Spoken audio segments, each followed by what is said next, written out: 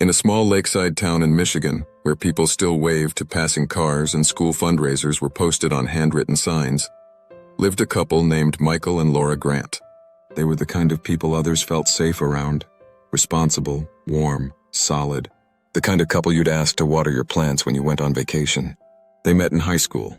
She was on yearbook committee. He was a track star. He gave her a ride home once in his dad's beat-up Chevy, and she said yes to a milkshake. After that, they were inseparable. They went to the same college, got married the summer after graduation, and started building a life with more heart than money. Michael became a physical therapist, Laura a nurse. They lived in a modest, white-trimmed house 2 streets from the lake, raised 2 boys who were loud and sticky and golden in that childhood way. Their lives ran like clockwork. School drop-offs, t-ball games, evening routines. They had a rhythm, built slowly over years, that made everything feel like it would always be okay. But rhythms can turn into ruts, familiarity into fog. It didn't happen all at once. At first, it was just tiredness. Laura started picking up double shifts on weekends. Michael began volunteering extra hours at the rehab center. Their conversations became functional. Who's getting groceries? Who's picking up Ethan? Who's calling the plumber? Touch became rare, brief, polite, and love, once alive in laughter and shared glances, dulled into silence. Neither of them noticed right away, or maybe they did, but noticing would mean naming it, and naming it made it real. Then came Hannah. She was new at the clinic, 30, recently divorced, with a tenacity that masked a sadness Michael recognized, the kind that only shows in the pauses between laughter. She was warm, curious, and made Michael feel seen, not as a husband or a father, or the guy who remembered to take out the trash, but as himself. It started with coffee breaks, then texts, jokes, long conversations in the parking lot after work. The first time she brushed his hand and didn't pull away, something cracked. He told himself it was nothing, but it wasn't. The first kiss happened on a cold Thursday night. There was a staff birthday dinner at a noisy restaurant. She offered him a ride back to the clinic to get his car. They didn't speak for a few minutes, and then, right there under the buzzing glow of the parking lot lights, she kissed him. He didn't pull away. It felt like stepping into warm water after a decade of chill. For 5 months, they kept it secret. Lunch breaks turned into motel meetings. Michael felt like he was living 2 lives.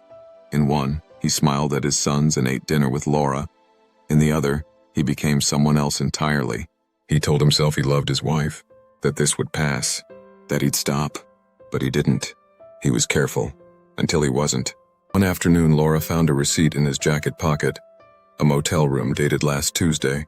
It was so ordinary, so thin and accidental. She stared at it for nearly an hour before he came home.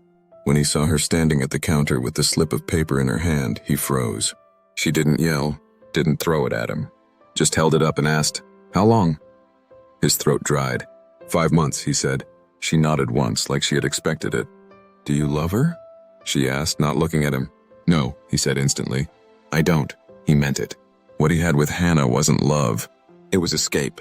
Something intoxicating because it didn't ask for history or responsibility. That night, Michael slept in the guest room. The silence in the house was heavy, like fog that wouldn't lift. The next morning, Laura brewed coffee and left his cup on the table like she always had. But she didn't sit, didn't speak. They barely exchanged more than a few words for days. Then, on the 4th day, she sat across from him and said, "I'm not going to leave, but I don't forgive you. Not yet. Maybe not ever, but I'm still here." He blinked back tears, but didn't try to touch her. She added, "If you want to fix this, you better start with being honest. Not just with me, with yourself." Michael ended things with Hannah that afternoon. No drama, no begging, just clarity. "I can't keep doing this," he told her. "It was wrong, I was wrong." She nodded. "I know." He didn't speak of her again, and Laura never asked. But healing wasn't a straight path. Sometimes Laura would flinch when he touched her shoulder. Sometimes she'd walk into the room and stop mid-step like she'd forgotten what she came in for. She threw away his shirts without explanation, repainted the guest room. She needed change, not big sweeping gestures, just something that made space for breathing. Michael gave her that space.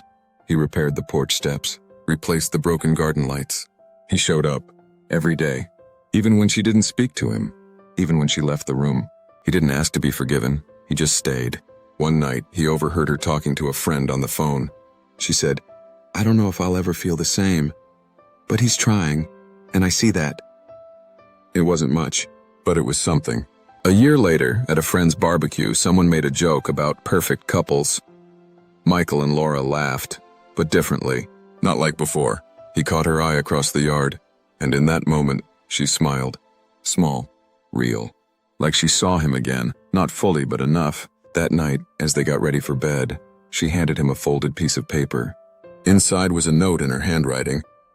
"You broke something in me, but you also held my hand at my mother's funeral when I couldn't breathe. I don't know what we are now, but I'm still choosing you, one day at a time." He didn't say anything, just placed the note on his nightstand like something sacred. They weren't the same. They never would be. But something new began to grow in the quiet space between what had shattered and what could still be built. Not the love they had before. Something harder, stronger, earned. Thank you for listening. Until the next heartbeat in a story. Subscribe and stay for more love in every word.